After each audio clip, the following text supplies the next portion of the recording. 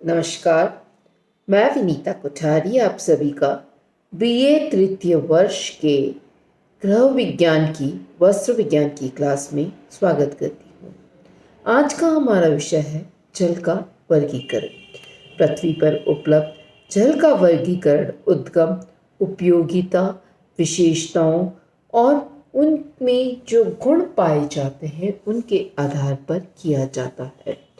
हम देखते हैं कि सबसे पहले जो जल हमें क्लासिफिकेशन के लिए हम यूज़ करते हैं वह होता है उसका स्रोत, अर्थात सोर्स ऑफ वाटर, हम कहाँ से पानी प्राप्त करते हैं। सेकंड है अकॉर्डिंग टू टेस्ट, स्वाद के अनुसार। तीसरा साबुन की प्रतिक्रिया के अनुसार। और चौथा उपयोग के अनुसार हम जल का वर्गीकरण करते हैं। आइए अब हम एक एक वर्गीकरण का डिटेल में अध्ययन करते हैं। तो सबसे पहले उद्गम के आधार पर जब हम जल का वर्गीकरण करते हैं तो सबसे पहले हम पाते हैं कि हमें कुओं से प्राप्त जल होता है। ये जल हमें अंडरग्राउंड वाटर के रूप में होता है। कुएं हमारे ट्यूबवेल्स, हैंडपम्प्स या आर्टिजन वेल्स के रूप में होते हैं। गहराई के अंदर जो कुआं का पानी होता है वह शुद्ध पानी होता है और प्योर ड्रिंकिंग वाटर के रूप में हम उसे यूज़ कर सकते हैं। और जहाँ तक हो सकता है कुएं के पानी के अंदर कई प्रकार के सॉल्ट्स या लवण मिक्स होते हैं। इसके कारण यह एक प्रकार से कई बार कठोर पानी होता है और ऐसा जल यूजुअली धुलाई के लिए अनुपयुक्त माना गया है। नेक्स्ट आता है झरने का पानी। झरना एक्चुअली क्या होता है कि एक प्राकृतिक जल स्रोत माना जाता है।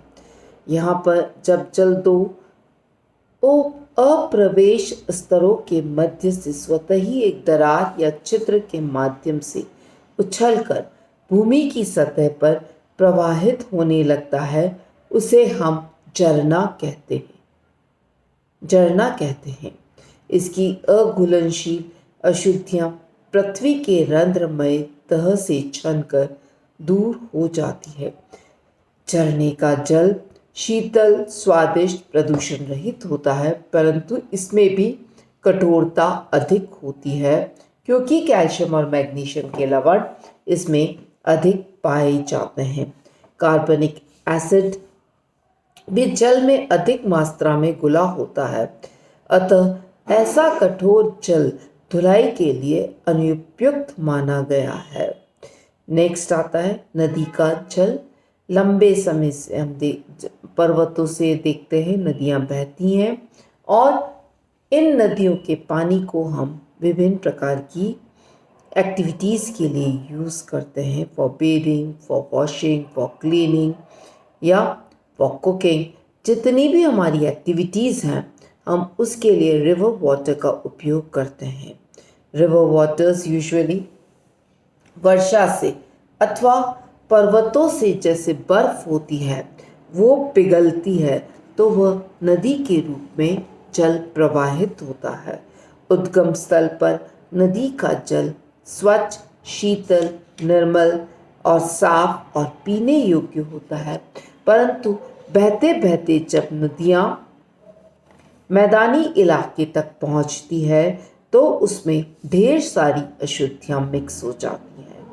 बड़े बड़े नगरों में कूड़े करकट, औद्योगिक कचरे, जानवरों, मनुष्य एवं मलमूत्र, गंदी नालियों का पानी आदि नदी के अंदर प्रवाहित किया जाता है, जिससे नदी का जल गंदा, मटमैला, अशुद्ध, कीड़े वाला, जीवाणु विषाणु से युक्त और प्रदूषित या संदूषित हो जाता है। और ऐसा जल न तो धुलाई के लिए और न पीने के लिए उत्तम माना गया है। हमारे यहाँ पर गंगोत्री ग्लेशियर है, वहाँ से गंगा जल बहुत ही साफ, निर्मल, शुद्ध, स्वच्छ, चमकता और पीने योग्य होता है, परंतु जैसे जैसे गंगा का आगे बढ़ती है और मैदानी इलाके में आती है उसके अंदर प्रदूषण फैलता है और पानी मटमैला हो जाता है। साथ ही ये कानपुर बनारस तक आते आते टोटल हमारा जो पानी है कई बार उसका कलर ही चेंज हो जाता है, रेड कलर हो जाता है। तो इस प्रकार की अशुद्धियों वाला पानी हमारे किसी भी योग्य के नहीं होता है। अतः नदी का जल भी हमारे लिए जब तक कि इसे प्योरीफाई न किया जाए वह अशुद्ध माना गया है। समुद्र का जल सबसे महत्वपूर्ण प्राकृतिक जल स्रोत है। वर्षा होने का मुख्य कारण समुद्र जल का निरंतर वाष्पीकरण होना ही होता है। समुद्र का जल ही वाष्पीकृत होकर बादल बनता है और वर्षा करता है। समुद्र का जल सबसे अधिक अशुद्ध रहता है। इसमें सबसे ज़्यादा अघुलनशील अशुद्धियाँ रहती हैं तथा इसमें विभिन्न प्रकार के ठोस एवं लवण भी घुले होते हैं। नेक्स्ट आता है आपका सोर्स के हिसाब से वर्षा का जल the purest form of water, और इसे हम एक प्रकार से डिस्टिल वाटर कह लेते हैं। परंतु वर्षा का जल जो है यह बहुत ही स्वच्छ, निर्मल, शुद्ध दिखाई देता है, डिस्टिल वाटर के समान होता है, जैसा मैंने अभी आपको पहले भी बताया। और इसमें सभी प्रकार के घुलनशील गैस, सूक्ष्म जीवाणु, विषाणुओं और रोगाणुओं से मुक्त होता है। समुद्र, नदियाँ, पेड़ पौधे, लतिकाएं आदि के द्वारा जल का निरंतर वाष्पीकरण होता है। यह वाष्पीकृत जल जलवाष्प में परिवर्तित होकर पृथ्वी की सतह से ऊपर उठकर बादलों का निर्माण करने लगता है। वायुमंडल के ऊपरी भाग में तापमान कम होता है जिससे संघनित बादल उनका घनीभूत होने लगता है और जल वाष्प ठंडा होकर बूंदों के रूप में बदलने लगता है। यह बूंद वर्षा के रूप में आकाश से पृथ्वी पर गिरने लगता है और इस प्रकार वर्षा होती है। यह तो वर्षा का जल बहुत शुद्ध होता है, परंतु वातावरणीय अशुद्धियां, धूल, धुआं, सूक्ष्म जीव, gas, oxygen, hydrogen, nitrogen, carbon dioxide, sulphur dioxide आदि आकर वर्षा के जल में मिल जाते हैं प्रकृति के अंदर ही, एटमॉस्फेयर में ही, वातावरण में ही, और इससे कई बार जल अशुद्ध हो जाता है। क्योंकि हम देखते हैं कि वातावरण के अंदर जो धूल कण, धुआं होता है वो फॉग के रूप में होता है और फॉग एक्चुअली हमारी पृथ्वी की निचली सतह पर पाई जाती है। पर जस्ट पृथ्वी के ऊपर की जो परत होती है उसके अंदर आपको ये इम्प्योरिटी वाली लेयर्स पाई जाती है। तो वर्षा का जल जैसे ही इन इम्प्योरिटीज़ की लेयर्स के संपर्क में आता है उसमें कई और जमीन पर टच करता है, जैसे ही भूमि को टच करता है तो वह उसमें अशुद्धियाँ मिल जाती हैं। अतः प्रथम और द्वितीय वर्षा जो होती है उसके पानी को हम यूज़ नहीं करते हैं और वह एसिडिक रेन्स कहलाती है। प्रथम द्वितीय वर्षा का जल उपयोग भोजन पकाने वगैरह के लिए नहीं करना चाहिए। उसके बाद जो जल हमें प्राप्त होता है वह स्वच्छ जल होता है जिसे हम एकत्रित कर विभिन्न कार्यों के लिए प्रयुक्त कर सकते हैं। नेक्स्ट होता है स्वाद के अनुसार जल का वर्गीकरण। अशुद्धियाँ और पीने योग्य जो होते हैं उसके अनुसार जल को हम हार्ड वाटर, सॉफ्ट वाटर और सलाइन वाटर के रूप में वर्गीकृत करते हैं।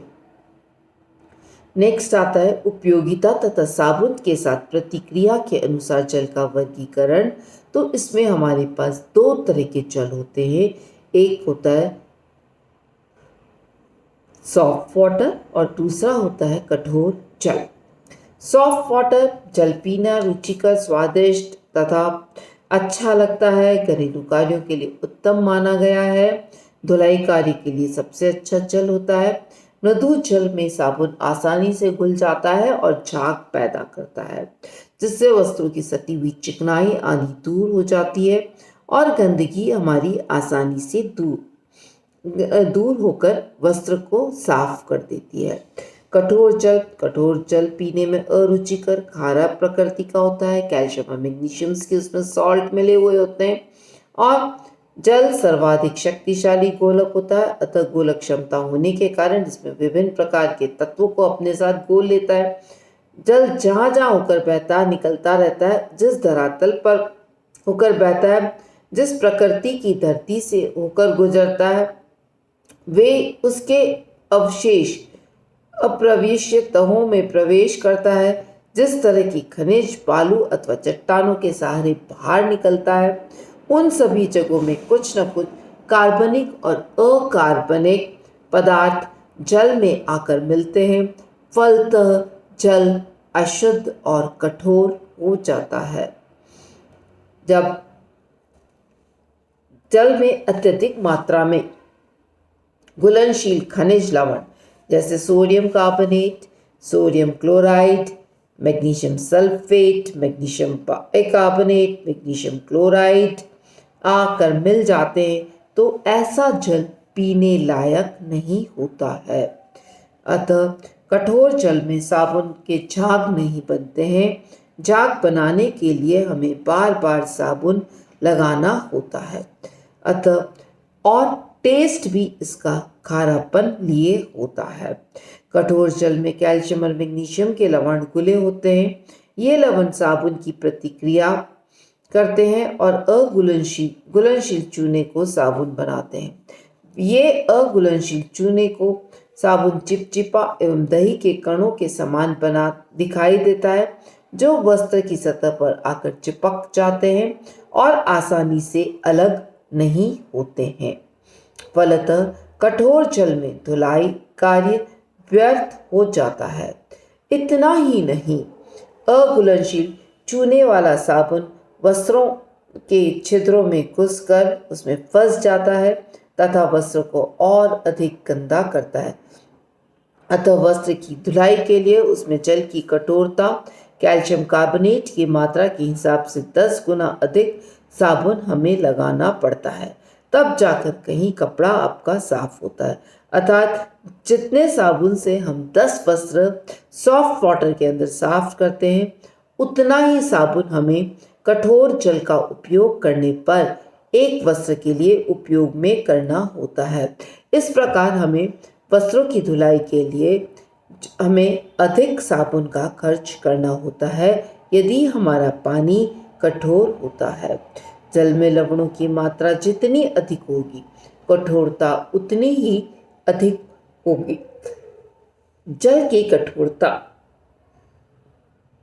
कठोरता दो प्रकार की होती है, एक आपकी टेम्परेरी हार्डनेस और दूसरी परमानेंट हार्डनेस। अब जब जल के अंदर कैल्शियम और मैग्नीशियम बाइकार्बोनेट्स के रूप में घुले होते हैं, तो ऐसे जल को हम अस्थायी कठोरता वाला जल कहते हैं। अस्थायी से तात्पर्य होता है कि ऐसे जल को हम केवल उबाल देते हैं तो इनके लवण अघुलनशील कार्बोनेट्स के अंदर परिवर्तित हो जाते हैं। कार्बन डाइऑक्साइड वाष्पीकृत होकर उड़ जाती है और केवल कार्बोनेट के अंश ही जल के अंदर शेष रहते हैं। चूँकि कैल्शियम कार्बोनेट अघुलनशील होता है, अतः यह बर्तन के पैंदे में जाकर नीचे बैठ जाता है। इस प्रकार हम निथार कर फिल्टर करके जल की अशुद्धियों को दूर कर सकते हैं। अतः अस्थायी कठोरता को हम इस प्रकार परिभाषित करते हैं कि जल की ऐसी कठोरता जिसे उबालकर अथवा आसान तरीके से सरल विधि के द्वारा दूर किया जा सके, उसे हम अस्थायी कठोरता कहते हैं। सेकंड कठोरता होती है आपकी परमानेंट कठोरता। जल की स्थायी कठोरता इसमें उपस्थित कैल्शियम और मैग्नीशियम की क्लोराइड्स के एवं सल्फेट के कारण होती है। इन लवणों को उबालकर अथवा कोई आसान विधि से अलग नहीं किया जा सकता है। उबालने के पश्चात भी इनकी कठोरता दूर नहीं होती, बल्कि इन्हें एक विशेष विधि रसायन के द्वारा हम इनकी कठोरता को दूर करते हैं, अतः इसे हम परमानेंट हार्डनेस बोलते हैं।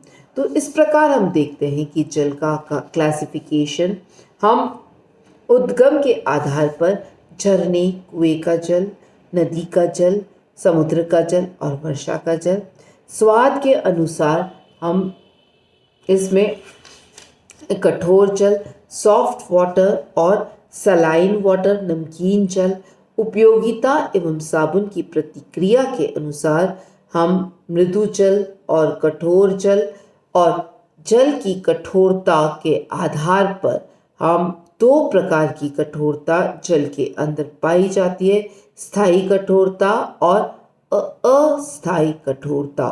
तो इस प्रकार आज हमने जल के वर्गीकरण का अध्ययन किया। बहुत बहुत धन्यवाद।